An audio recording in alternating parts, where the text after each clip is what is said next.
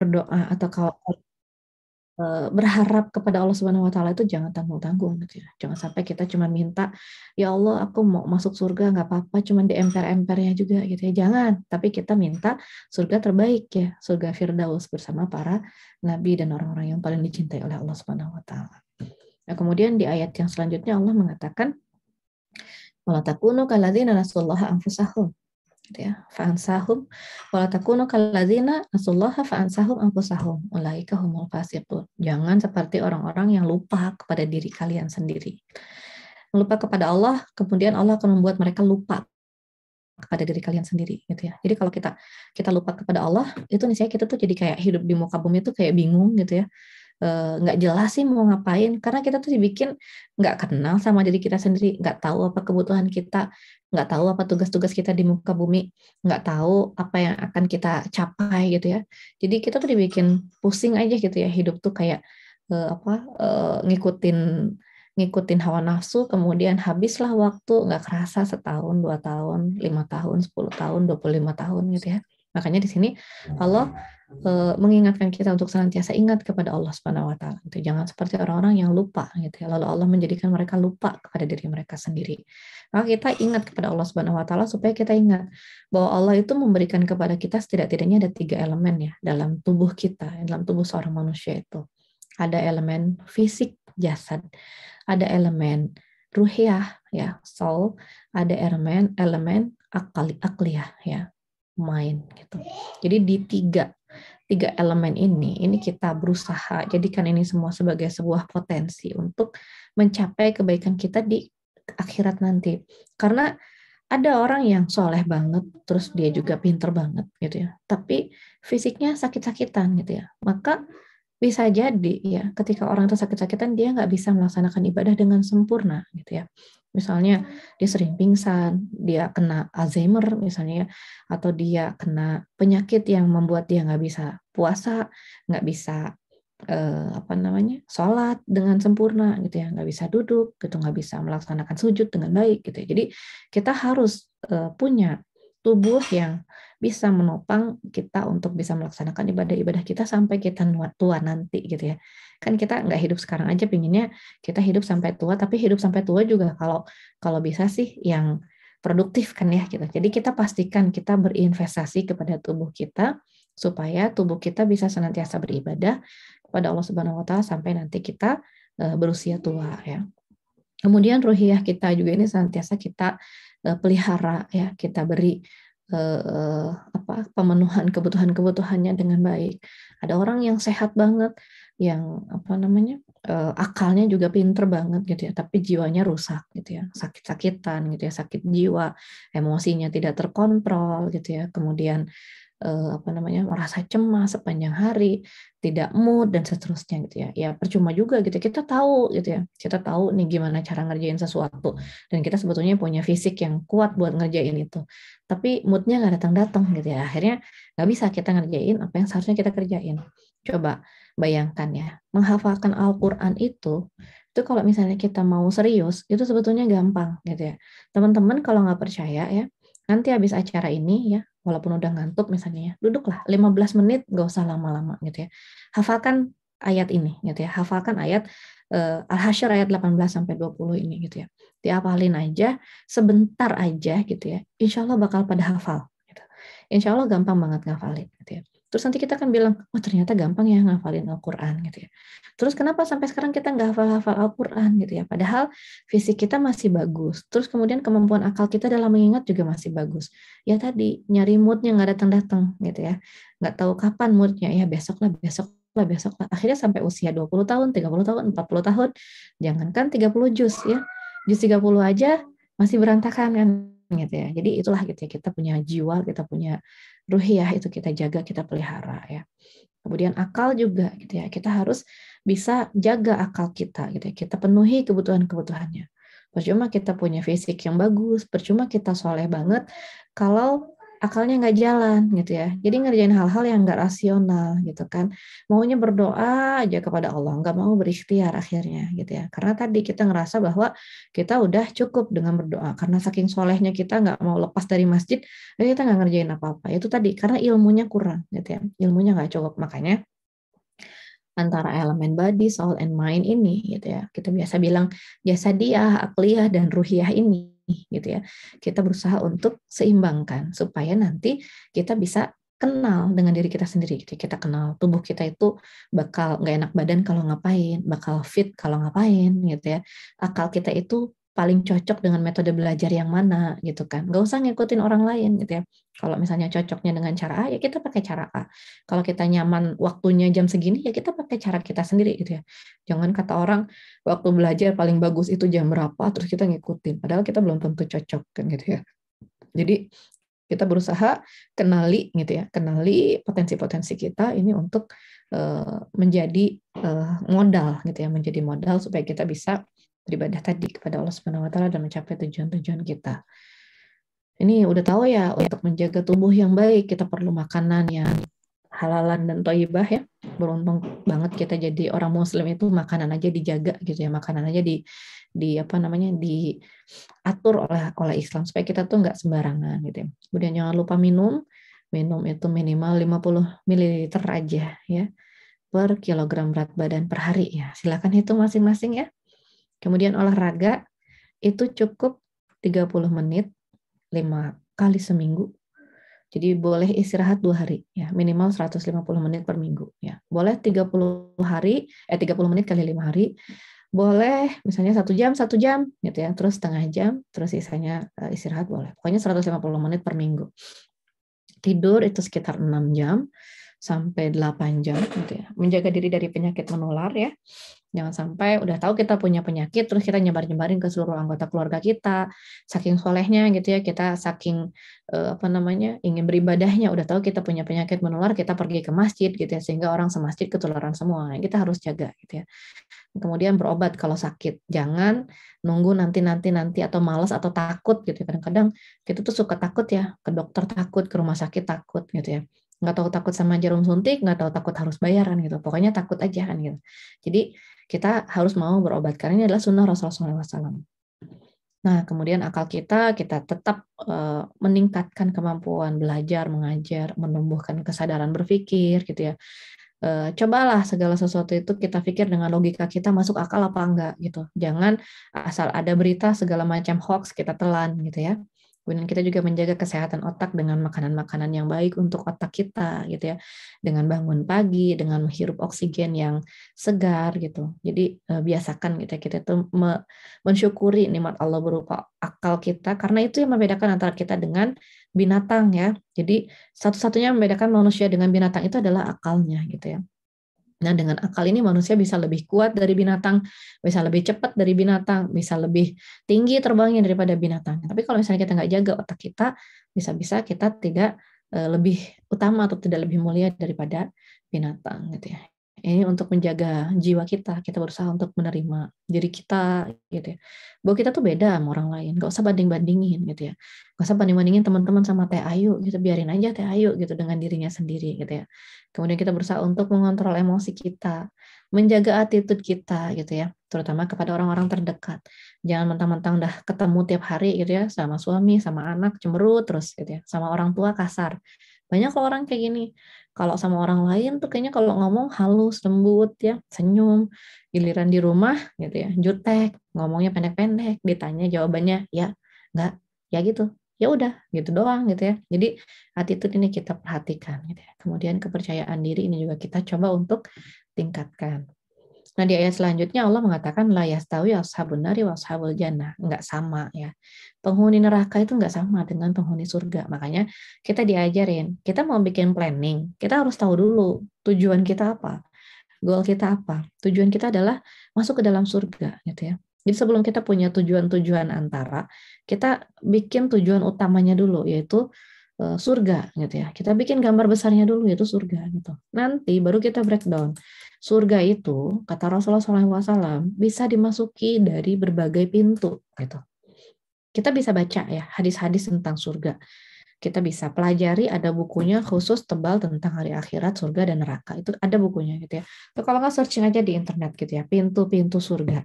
Nanti kita akan cocokkan dengan diri kita sendiri. Kira-kira kita mau masuk surga dengan pintu yang mana gitu. Karena kalau kita perhatikan ya, para sahabat Rasulullah SAW aja itu nggak semuanya punya kapasitas untuk bisa masuk surga dari semua pintu gitu. Jadi kalau kita perhatikan sahabat Rasulullah itu punya karakter, punya keunggulan masing-masing. Ada yang seperti Umar bin Khattab yang sangat jujur, yang sangat tegas ya. Ada seperti Abu Bakar yang sangat bijaksana, yang sangat setia gitu ya, sangat menjaga kecintaannya kepada Rasulullah SAW. Ada seperti Abdurrahman bin Auf yang hobinya infak gitu ya. Ada seperti Ibnu Abbas yang ilmunya banyak gitu. Jadi kita bisa pilih nanti dari pintu yang mana ya, yang kira-kira kita bisa usahakan, yang kira-kira bisa kita kejar. Nah, dari pintu yang mana itu nanti yang akan menjadi breakdown program kita di dunia gitu. Kalau misalnya kita ingin masuk surga seperti Abdurrahman bin Auf misalnya ya, lewat jalur infak. Sekali infak itu 35 miliar gitu ya. Sekali infak itu sekian puluh ribu dinar kan. Tahu kan ya harga 1 dinar berapa ya? 4,5 juta ya. Jadi kalau 10.000 dinar kira-kira berapa? Sekali infaknya Abdurrahman bin Auf itu bisa 40.000 dinar. Jadi silakan dihitung sendiri. Kalau kita mau masuk surga lewat pintu seperti Abdurrahman bin Auf, berarti nanti kita masuk jalur bisnis gitu. Kita masuk jalur bisnis, kita cari harta yang banyak dengan cara yang soleh, yang halal, yang dianjurkan oleh Rasulullah SAW. Tidak dengan zolim, tidak dengan menipu, tidak dengan melakukan hoax gitu ya, nggak dengan membuat bisnis-bisnis yang merugikan orang lain ya. Itu.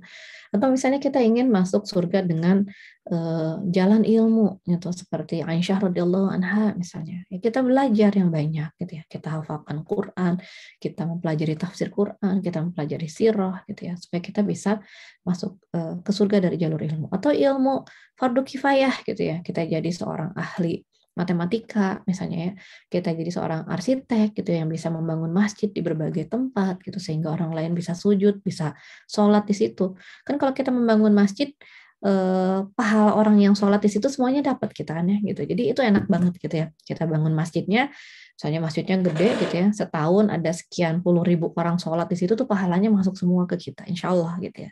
Jadi kita bisa masuk ke pintu yang mana aja yang ditawarkan oleh Islam, dan Islam itu realistis gitu ya, nggak nyuruh kita itu jadi hebat semua gitu ya, jadi seorang istri yang sholihah yang seperti Khadijah, tapi juga sekaligus seperti Aisyah, tapi juga sekaligus seperti Hafsah, tapi juga sekaligus seperti Zainab binti Jahsy misalnya ya. Enggak, satu-satu aja gitu. Kita mau kayak Zainab binti Jahsy, kita mau kayak Hafsah, kita mau kayak Ummu Salamah, kita mau kayak Khadijah, silakan gitu ya. Kita cari gitu ya, yang mana yang bisa kita laksanakan dengan konsisten kan gitu. Cuman masalahnya kan kadang-kadang kita nggak konsisten ya, maunya ngambil yang enak-enaknya gitu ya. Giliran nggak mau di poligaminya kita pingin kayak Khadijah gitu ya. Tapi giliran pas disuruh infaknya kita nggak mau gitu ya. Kita cari istri Rasulullah yang paling miskin nggak pernah berinfak misalnya gitu kan, jadi nggak adil ya kalau kayak gitu. Jadi kita coba untuk konsisten ya. Ini goal kita. Ini goal kita adalah surga ya. Nah, ini yang terakhir di ayat ini kita diajarkan oleh Allah Subhanahu wa taala untuk kembali ya kepada Al-Qur'an. Kita perhatikan Al-Qur'an.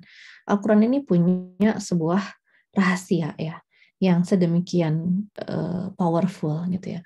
Yang sebetulnya kalau diperlihatkan ya, diturunkan kepada sebuah gunung, pasti kamu akan melihatnya tunduk terpecah belah disebabkan ketakutannya kepada Allah. Dan perumpamaan-perumpamaan itu kami buat untuk manusia supaya mereka itu berpikir. Jadi kita tuh baca Al-Qur'an, kita coba pikirkan gitu ya, apa sih hikmah dari peristiwa yang terjadi kepada Yusuf alaihi salam itu di Quran surat Yusuf misalnya dari ayat 1 sampai terakhir itu gitu ya. Allah menceritakan kisah Yusuf dengan detail, itu hikmahnya apa?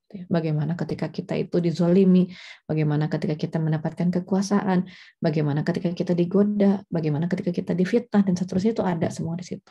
Atau kisah tentang Maryam gitu ya, ada di Quran surat Maryam.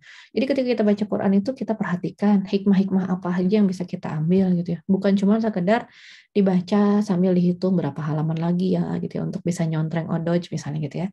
Tapi kita baca, kita coba pelajari karena di dalamnya banyak sekali ilmu yang Allah berikan, yang akan menjadi bekal kita untuk bisa mempersiapkan diri kita di dunia ini supaya kita bisa hidup enak di akhirat tadi gitu ya. Nah, sekarang saya ingin memperlihatkan eh, beberapa file ya. Nah, ini karena kita ingin bikin live mapnya gitu ya. Saya ada peta hidup ya. Kita bisa bikin peta hidup berapapun yang kita mau ya. Kalau teman-teman biasa pakai Excel ya, ini sebetulnya gampang banget. Jadi silahkan aja dibuat ya, dikreasikan, warnanya apa namanya, disesuaikan dengan kesukaan teman-teman sendiri gitu ya. Kalau misalnya teman-teman mau bikin apa namanya, ngeprint gitu ya, karena sekarang itu orang hidup udah enak banget ya. Kalau zaman dulu mah kita mau ngeprint berwarna itu kayaknya susah banget. Kalau sekarang kita pengen ngeprint berwarna pakai kain kayak spanduk gitu ya, atau kayak dibikin tebel kayak sertifikat, itu tuh udah gampang banget dan murah banget gitu ya. Nggak kayak zaman dulu yang harus sekian banyak masuk ke percetakan. Jadi ini kita bikin lah gitu ya, peta hidup 1 tahun. Boleh bentuknya mau kotak-kotak gini boleh, mau segitiga juga boleh, mau bulat-bulat juga boleh gitu ya. Nah, tujuannya apa? Supaya kita itu bisa membayangkan ya, di 1 tahun ini kita tuh mau ngapain aja. Apa aja sih yang sebenarnya ingin kita capai gitu ya. Boleh dibikin lebih detail ya, boleh dibikin agak-agak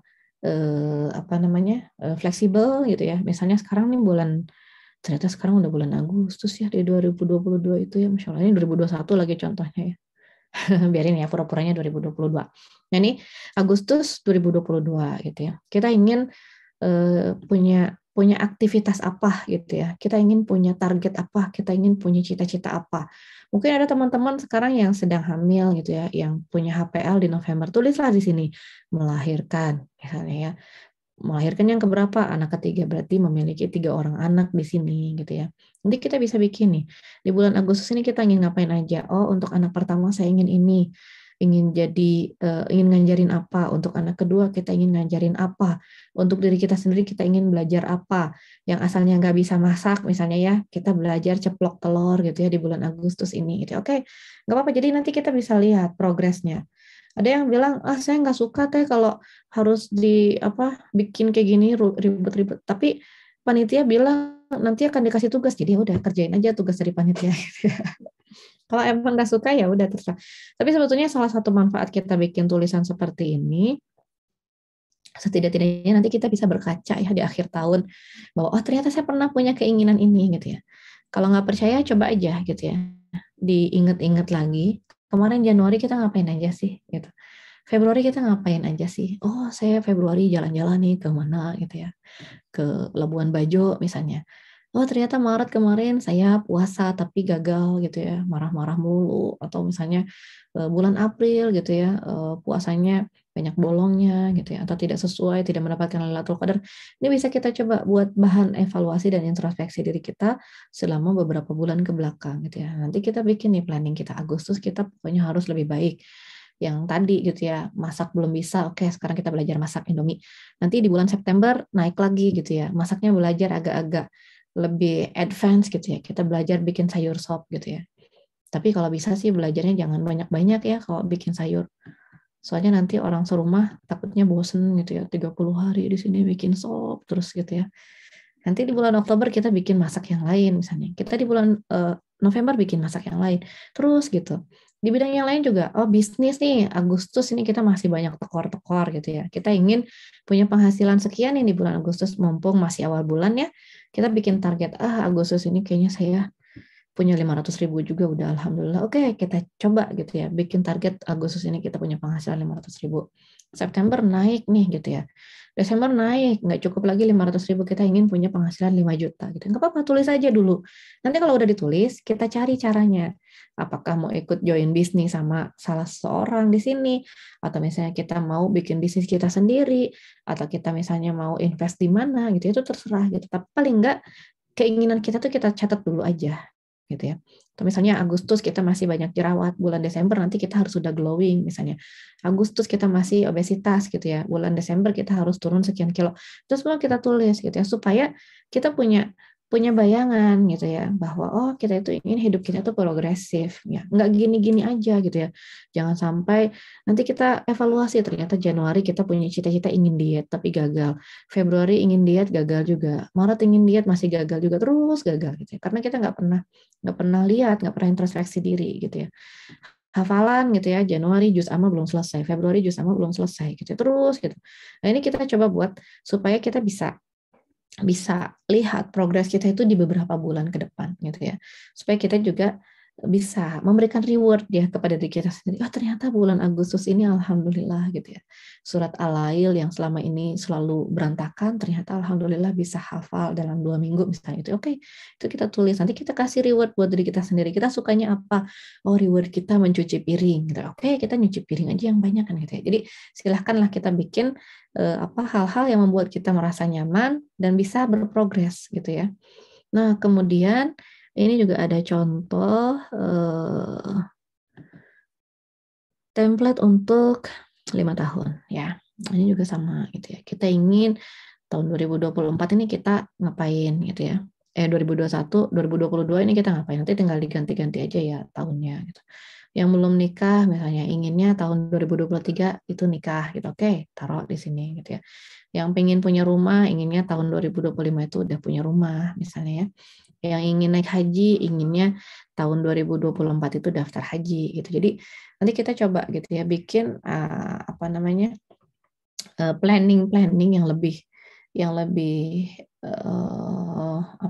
lebih besar gitu ya, yang lebih kelihatan gitu ya dalam jangka waktu tahun-tahunan gitu ya. Jadi ini hal-hal yang emang ingin kita capai di beberapa tahun ke depan. Jadi kita bisa bikin secara garis besar aja, bisa juga kita bikin secara lebih rinci gitu ya, supaya kita tahu bahwa kita itu punya satu cita-cita dan kita ingin punya benchmark supaya cita-cita kita itu tercapai gitu ya. Atau kalaupun misalnya tidak tercapai, kita berada on the track gitu. Jangan sampai gini, kita punya target tahun 2025 itu bisa daftar SID haji gitu ya, 25 juta. Kalau yang sudah punya suami berarti 50 juta gitu ya, berdua sama suaminya. Nah, kita nabung nih 2022 baru punya tabungan 2 juta gitu ya. 2023 tabungannya 5 juta. Tahun 2024 tabungannya kepake gitu ya, dipakai jalan-jalan ke Pangandaran misalnya gitu. Nah, ini berarti nggak on track gitu.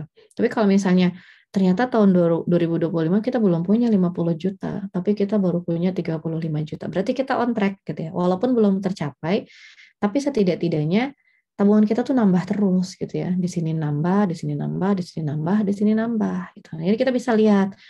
Atau misalnya kayak gini, kita pingin tahun 2025 ini sudah hafiz gitu ya, sudah hafiz Quran gitu ya. Tahun 2022 kita ngapalin misalnya 3 juz.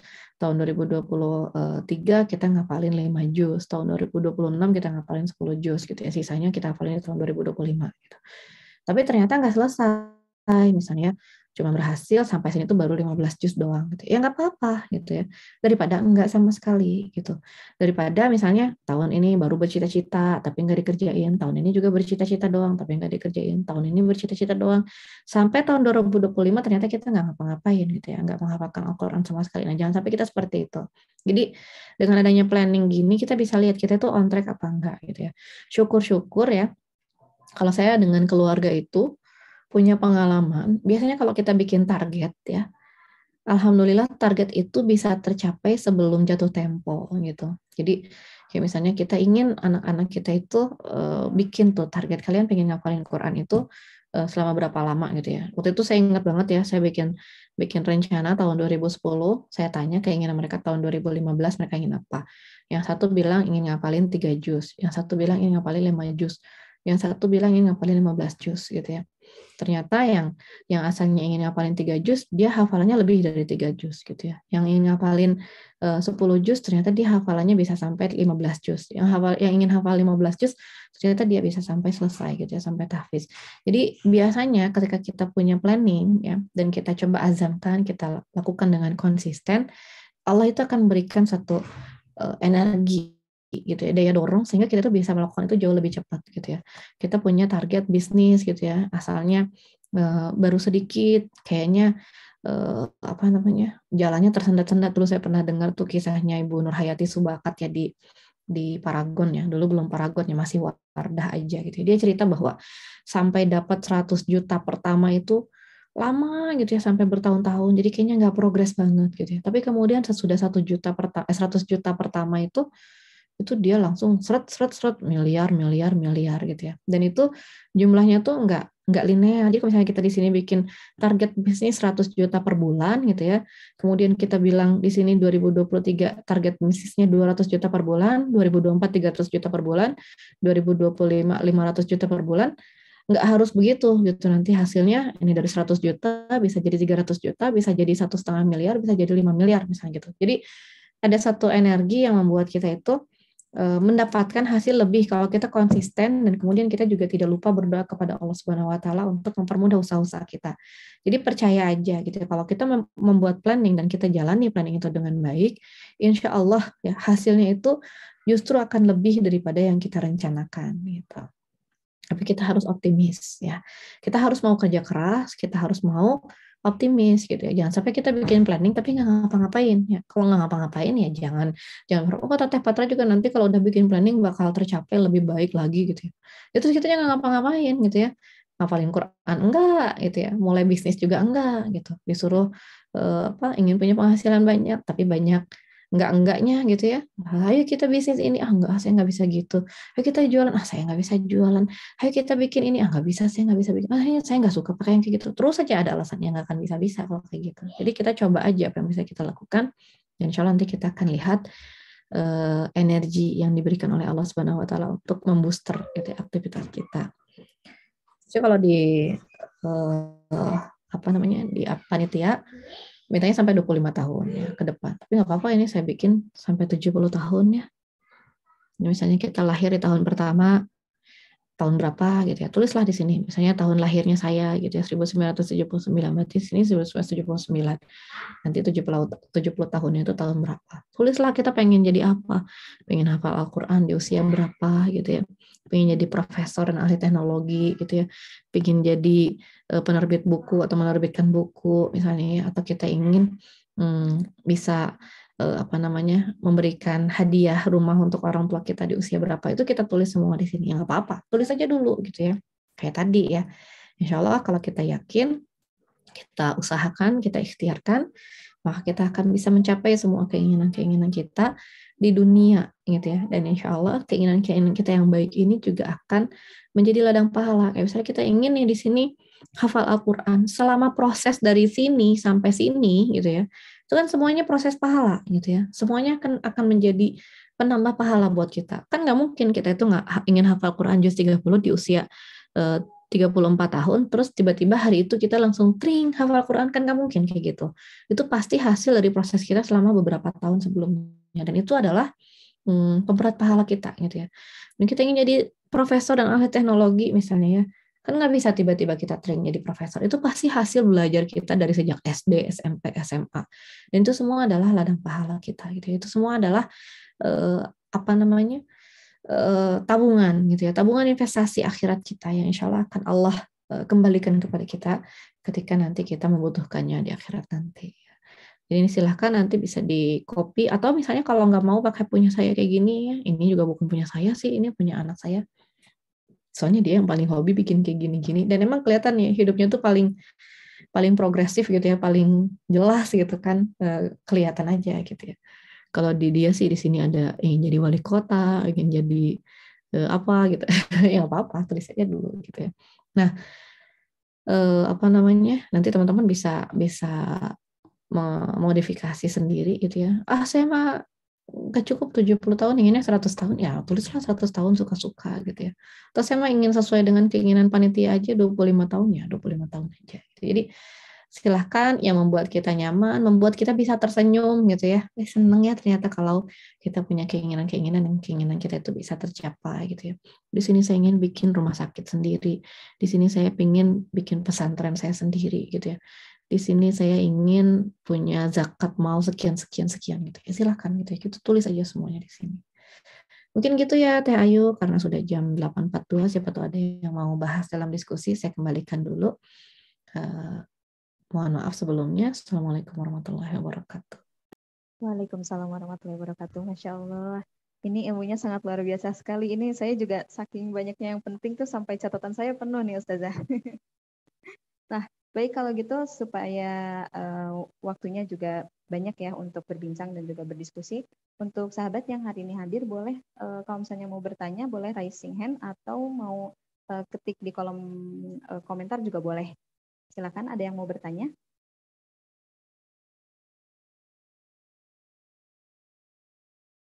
Atau mau langsung menyalakan mikrofon juga boleh. Bertanya langsung pada Ustazah.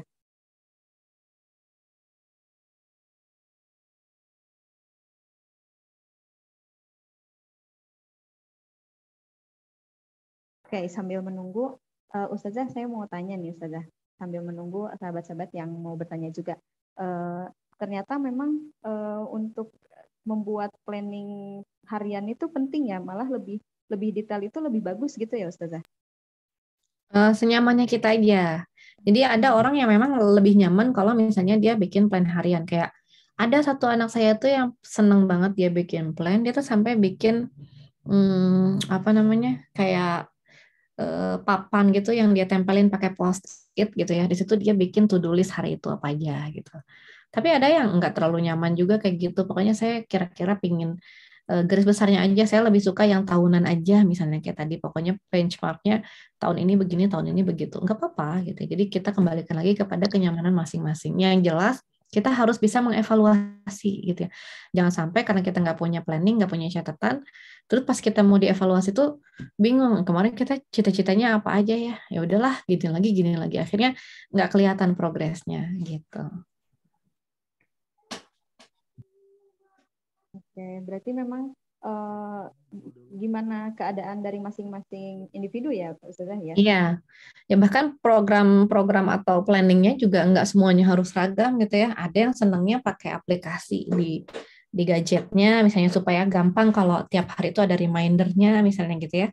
Ada kalender di HP kan gitu ya. Kalau yang senang pakai kalender di HP nanti ada remindernya jam sekian ngapain, tiba-tiba alarmnya nyala gitu. Ada yang senangnya itu nulis karena dia tuh ngerasa rilis kalau nulis pakai tangan gitu. Ada yang senangnya ngeprint gitu ya karena lucu-lucu bisa ada gambar unicornnya gitu, ada bisa gambar apanya. Jadi ya terserah aja gitu ya.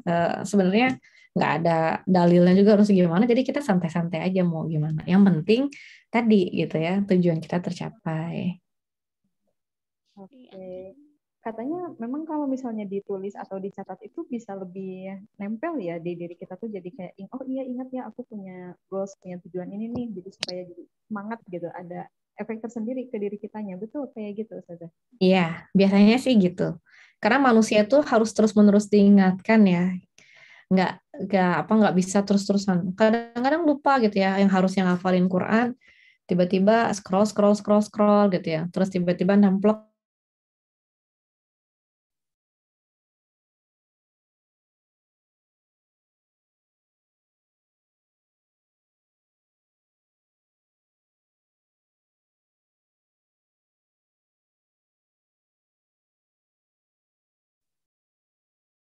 itu setidak-tidaknya ada rasa mengingat bahwa kita pernah nulis itu gitu.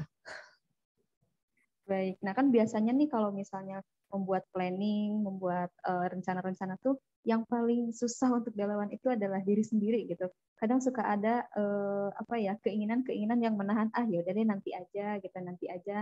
Itu ada kiat tertentu nggak sih Ustazah untuk menangani itu gitu supaya kita nggak terlalu terbawa sama nafsu kita sendiri gitu. Iya, harus banyak-banyak tahun itu mah sama baca ayat kursi Ih, supaya saya nggak setuju. iya. Jadi kalau di Quran itu jelas ya bahwa syaitan itu akan senantiasa menyeret kita itu kepada kebatilan ya. Bahkan dari sejak zaman Nabi Adam pun syaitan tuh kerjanya mau udah kayak gitu. Jadi pasti akan menggoda kita dengan segala sesuatu.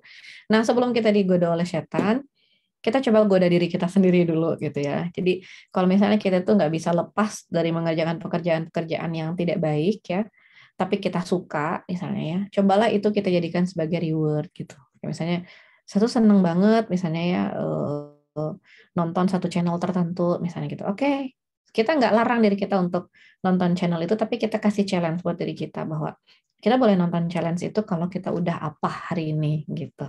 Jadi nggak yang pas bangun tidur langsung nonton itu misalnya gitu ya. Atau pas misalnya tiba-tiba lagi nggak ngapa-ngapain, duduk selonjoran terus langsung nonton itu. Tapi kita ada challenge dulu gitu. Bahwa kita harus ngerjain sesuatu yang baik dulu, yang solehnya dulu kita pakai mode solihah dulu sebelum kita jadi mode error ya. Insya Allah kalau kita konsisten lama-kelamaan, kita juga bakal ngerasa bahwa nggak worth it banget sih kita tuh ngerjain hal-hal seperti itu gitu ya. Bahwa ternyata ketika sesuatu yang baik itu kita kerjakan dengan konsisten, hasilnya itu akan kembali kepada diri kita sendiri gitu. Jadi mendingan kita ngerjain yang baik-baik aja gitu. Baik, Masya Allah, keren sekali. Nah ini sudah ada masuk pertanyaan nih Ustazah dari Teh Siti Khotijah dari Jogja. Izin bertanya Ustazah, hobi saya menulis karya fiksi kayak puisi cerpen. Misal itu saya jual kembali, apakah hukum kebenarannya ya Ustazah? Karena passion ke sana untuk non fiksi atau ilmu agama masih jauh. Semoga kedepannya mohon doanya. Nah itu bagaimana Ya, tuh Ustazah? Insya Allah ya. Justru kadang-kadang ya tulisan-tulisan fiksi itu juga bisa jadi sumber inspirasi ya buat orang lain. Nah, kalau kadang-kadang orang nonton film juga buat dapetin inspirasi, padahal filmnya bohong semua isinya kan gitu.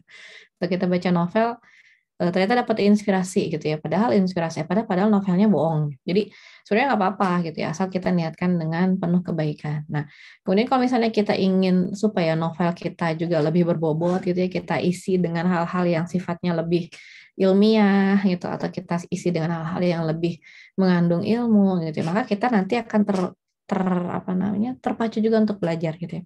Kayak misalnya beberapa waktu yang lalu saya dapat endorsan ya dari seorang penulis novel gitu ya. Dia ingin supaya saya bikin semacam review dan memeriksa dalil-dalil yang dia pakai di novel itu ya, apakah itu bisa dipakai benar enggak atau tepat enggak gitu penerapannya gitu kan. Artinya dia kan pengen belajar di situ gitu ya.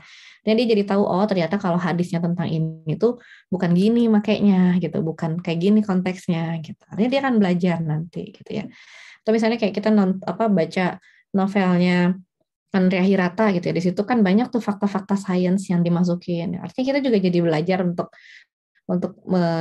men-trigger ya, menstimulasi lagi gitu ya otak kita untuk memasukkan muatan-muatan positif ya di dalam tulisan fiksi kita sehingga nilai manfaatnya itu akan jadi amal jariah itu insya Allah ya. Bayangin aja kalau kayak J.K. Rowling itu bikin Harry Potter ya yang bisa laku sampai jutaan bahkan ratusan juta kopi ya.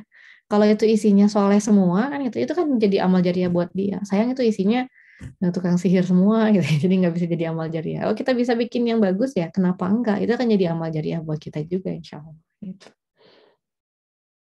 Baik, yang penting bisa memberikan inspirasi juga ya, bisa jadi ada Iya, untuk yang membacanya juga ya, Ustazah. insya Allah. Allah. Nah, itu untuk jawabannya Teh Siti Khadijah semoga terjawab. Selanjutnya ada pertanyaan dari Teh Anissa. Izin bertanya Ustazah, bagaimana cara membangkitkan semangat lagi setelah gagal mencapai target atau tidak tepat waktu? Biasanya setelah gagal jadi pesimis ke depannya. Nah, ini biasanya yang dirasakan oleh setiap orang ya Ustazah, kalau ada target terus tidak tercapai itu jadi aduh lesu banget nih. Nah, ini ada tipsnya ini Ustazah. Nah, ini sebetulnya salah satu masalahnya adalah kadang-kadang kita pasang target itu terlalu muluk ya. Jadi tadi kita banding-bandingin sama orang lain gitu. Kayak misalnya saya ingin latihan lari, terus saya bandingin sama teman saya yang larinya itu udah bisa maraton dengan waktu yang sangat singkat. Misalnya maraton itu dia 4 jam selesai gitu ya. Terus kita ingin jadi kayak gitu, padahal kita lari 1 kilometer aja juga masih ngap-ngapan kan gitu. Artinya kita nggak bisa kayak gitu. Makanya kita coba untuk men-challenge diri kita itu sedikit-sedikit gitu ya. Pastikan target yang kita akan buat itu adalah sesuatu yang bisa kita capai gitu. Jangan bikin muluk-muluk gitu kayak tadi gitu. Kita nggak bisa masak terus pingin tiba-tiba besok jago gitu ya masak segala macam kayak Renold Purnomo misalnya gitu. Ya nggak bisa gitu. Belajar aja dulu gitu ya. Belajar aja dulu bikin salah satu bagian yang paling simpel gitu ya. Kita ingin belajar piano gitu ya, langsung pengen kayak Beethoven ya nggak bisa juga gitu ya. Orang belajar piano pertama kali cuma belajar C sama D, udah gitu doang gitu ya. Cuman do sama re gitu doang gitu. Jadi Cobalah kita bikin target itu yang bisa kita capai gitu ya, yang realistis yang bisa kita capai. Bikinnya jangan muluk-muluk, bikin kita capek gitu, jadi stres sendiri gitu kan. Nanti baru naik, baru naik, baru naik, insya Allah. Baik, itu dia jawabannya Teh Anissa ya, mudah-mudahan terjawab. Jadi memang intinya sebelum kita membuat planning itu kita harus bisa mengukur diri sendiri dulu ya Ustazah, sampai mana kemampuan kita bisa Iya, mencapai itu. benar banget. Jadi kita harus ukur diri kita sendiri. Jadi bikin kita itu nagih gitu ya. Bikin kita itu kayak kecanduan mencapai target gitu. Makanya kayak dulu saya pernah punya tuh ya kelas matematika di rumah ya. Jadi saya bikin kelas matematika gratis buat anak-anak SD. Nah, waktu itu saya kasih challenge itu dari yang paling gampang gitu. Walaupun dia kelas 6 SD, saya kasih challenge itu pelajaran kelas 2 SD. Jadi dia happy, worksheet-nya selesai gitu. Ya pasti selesai lah gitu. Jadi kita coba dulu challenge itu yang bisa kita selesaikan dan membuat kita tuh senyum. Oh, ternyata saya bisa ya gitu. Dia nggak nyadar bahwa itu pelajaran kelas 2 SD. Pokoknya dia senang selesai, saya kasih permen udah happy gitu ya. Jadi kita juga gitu. Kita kasih challenge diri kita yang gampang, terus kita kasih reward diri kita sendiri karena kita udah berhasil gitu ya. Besoknya tambah, besoknya tambah, besoknya tambah gitu. Jadi nggak yang oh kamu kelas 6 ya, ini kerjain yang ini, terus dia tiba-tiba nangis pulang karena itu, terus nggak mau lagi datang ke kelas matematika. Ya jangan sampai kayak gitu. Kita ingin challenge diri kita belajar lari gitu ya. Kan belajar lari kan gitu ya, 1 menit lari, 1 menit jalan, 1 menit lari, 1 menit jalan. Ini ada yang belum apa-apa, ujuk-ujuk pengen lari 1 kilometer gitu. Terus dia larinya ngebut lagi sprint. Besoknya pegel-pegel, terus sebulan kemudian dia nggak mau lari-lari lagi gitu ya, kapok. Nah, jangan sampai kita tuh sampai kayak gitu.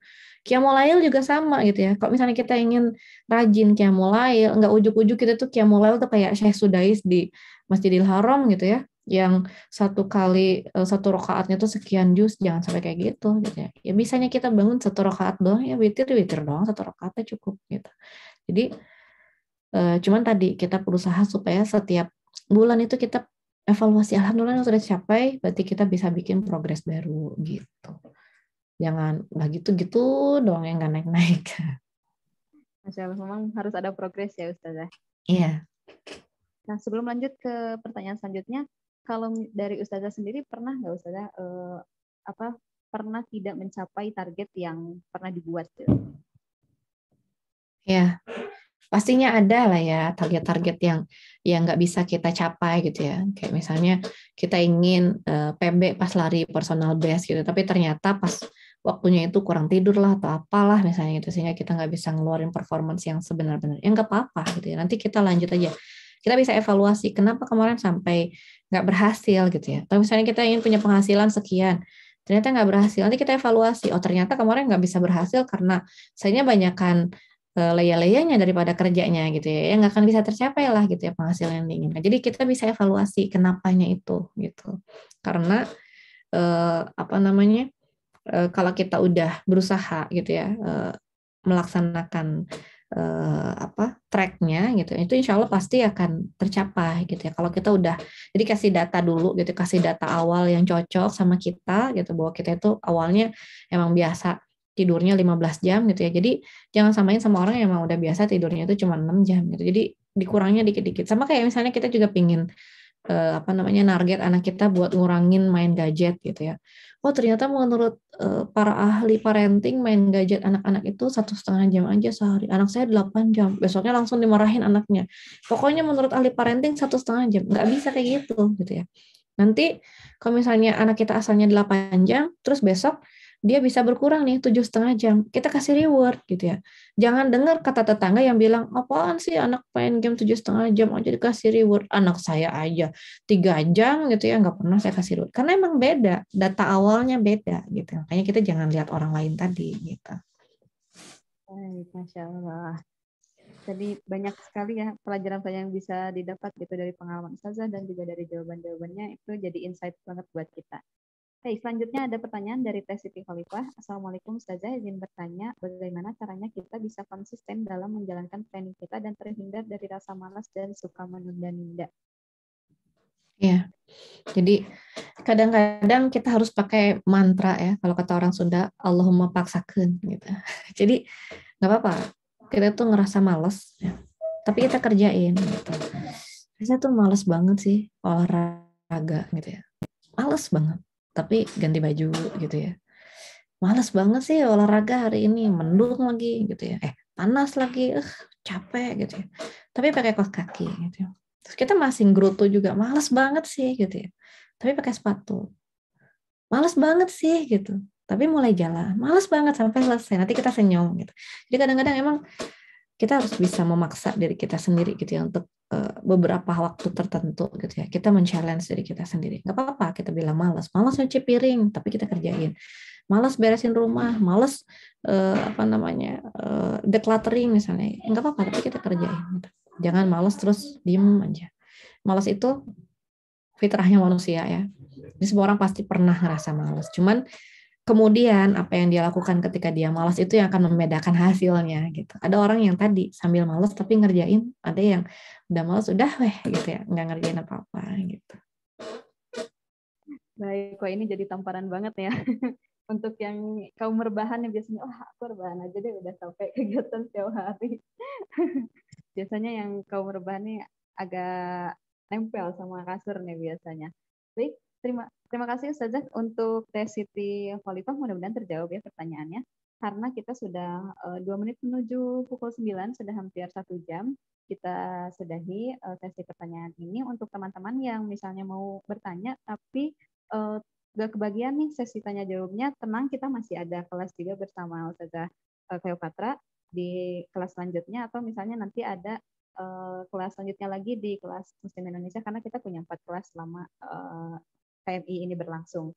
Nah, terima kasih banyak Ustazah sudah memberikan materi yang luar biasa hari ini, dan tadi jawaban-jawabannya juga Masya Allah jadi insight banget nih buat kita. Terima kasih banyak. Sama-sama Teh Ayu, alhamdulillah. Mudah-mudahan bisa saling mengingatkan, insya Allah. Saya juga ngingetin diri saya sendiri juga gitu ya. Kalau saya suka malas juga ya. Betul, tadi mantra yang tadi ya Ustazah, Allah mau pasakin gitu. Insya Allah. Baik, nah alhamdulillah karena kita sudah berada di penghujung acara nih, saya juga ingin sekaligus meminta Ustazah mungkin untuk sekaligus doa di penghujung kelas hari ini. Boleh Ustazah? Ya.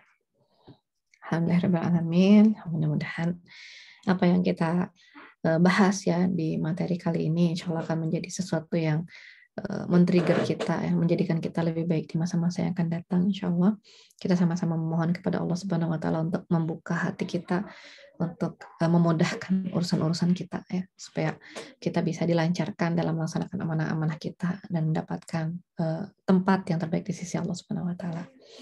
Kita sama-sama berdoa. A'udzubillahi minasyaitonirrajim. Bismillahirrahmanirrahim. Asyhadu an la ilaha illallah wahdahu la syarikalah wa asyhadu anna Muhammadan abduhu wa rasuluhu la nabiyya ba'dah. Ya Rabbana lakal hamdu kama yanbaghi li jalali wajhika wa 'azimi sultanik. Raditu billahi rabba wa bil islami dina wa Muhammadin nabiyya wa rasula. Raditu billahi rabba wa bil islami dina wa Muhammadin nabiyya wa rasula. Subhanallahi wa bihamdihi adada khalqihi wa ridha nafsihi wa zinata arsyihi wa midada wazinata arsyih wa subhanallah wa bihamdih ada khalqih wa ridha nafsih wa zinata arsyih wa midada kalimati astagfirullahaladzim la ilaha illa huwal hayyul qayyum wa atubu ilaik. Allahumma sholli ala sayyidina Muhammad wa ala alihi wa sahbihi wa sallim. Allahumma inna nas'aluka ilman nafi'an wa rizqan wasi'an wa shifaan min kulli da'in. Rabbi habli muqimas shalah wa min dzurriyyati rabbana wa taqabbal du'a. Allahumma inni a'udzubika minal hammi wal hazan wa a'udzubika minal ajzi wal kasal wa a'udzubika minal jubni wal bukhl wa a'udzubika min ghalabati ad-daini wa qahri rijal. Rabbana hab lana min azwajina wa dzurriyyatina qurrata a'yun waj'alna lil muttaqina imama. Rabbana atina fid dunya hasanah wa fil akhirati hasanah wa qina adzabannar. Subhana rabbika rabbil izzati amma yasifun wa salamun alal mursalin walhamdulillahirabbil alamin. Assalamualaikum warahmatullahi wabarakatuh. Alhamdulillah. Sekali lagi terima kasih pada Ustazah Cleopatra yang hari ini sudah berbagi ilmu yang luar biasa, sudah menyempatkan hadir juga hari ini. Nanti kita juga akan bertemu lagi, masih ada kelas lagi bersama Ustazah. Dan juga mengingatkan kepada sahabat-sahabat yang hari ini hadir, jangan lupa tadi karena kita ada praktek nih ya, tadi sudah diperlihatkan sama Ustazah tentang bagaimana membuat planning hidup sampai beberapa tahun ke depan. Nah, kita ada tugas nih untuk praktek. Jadi kalau misalnya kita sudah punya ilmunya tapi bisa langsung dipraktekkan juga itu bahkan bisa lebih nempel ya sahabat. Jadi nanti sahabat boleh membuat rencana hidup ke depan, nanti ada yang 1 tahun, 5 tahun, 10 tahun, dan 25 tahun. Apa saja rencana hidup yang akan dilakukan oleh sahabat-sahabat muslimah hari ini. Nanti rencana-rencananya boleh dikirimkan di Telegram atau di grup yang sudah bergabung ya, ada di WhatsApp juga, boleh dikirim nanti tugasnya di situ. Dan juga kalau misalnya sahabat-sahabat merasa kelas ini tuh sangat insightful banget, sangat apa ya, memberikan motivasi dan juga ilmu-ilmu yang sangat bermanfaat, boleh nanti di update juga, di-update di media sosial, nanti boleh tag Instagram RBC @rbc_sinergi, nanti boleh dibagikan di sana ya. Sekali lagi untuk Ustazah Cleopatra hari ini terima kasih banyak sudah hadir. Semoga acara hari ini menjadi ajang mendekatkan silaturahmi kepada para muslimah juga, dan juga menjadi apa ya, jalan untuk kita memiliki bekal ilmu di dunia maupun di akhirat. Nah, dan kita juga akan bertemu lagi di kelas selanjutnya insya Allah. Nanti bersama Ustazah Cleopatra juga akan ada kelas lagi, jadi jangan lupa untuk hadir di kelas selanjutnya. Baik, kalau begitu terima kasih banyak untuk semuanya yang sudah hadir pada hari ini dan mengikuti kelas dengan sangat antusias sekali di malam hari yang seharusnya bisa dipakai istirahat, tapi Masya Allah para muslimah-muslimah hebat ini sangat antusias sekali untuk bisa belajar bersama-sama. Kalau begitu saya Fantria Ayuning pamit undur diri. Sampai jumpa di kelas selanjutnya. Jangan lupa juga untuk update terus informasi mengenai KMI di grup yang sudah disediakan atau di Instagram dan Facebook kami. Terima kasih banyak semuanya. Terima kasih banyak Ustazah sudah hadir hari ini. Saya Fantria pamit undur diri. Subhanakallahumma wa bihamdika asyhadu alla ilaha illa anta astaghfiruka wa atubu ilaik. Wassalamualaikum warahmatullahi wabarakatuh. Waalaikumsalam warahmatullahi wabarakatuh. Izin pamit ya. Ustazah, terima kasih banyak.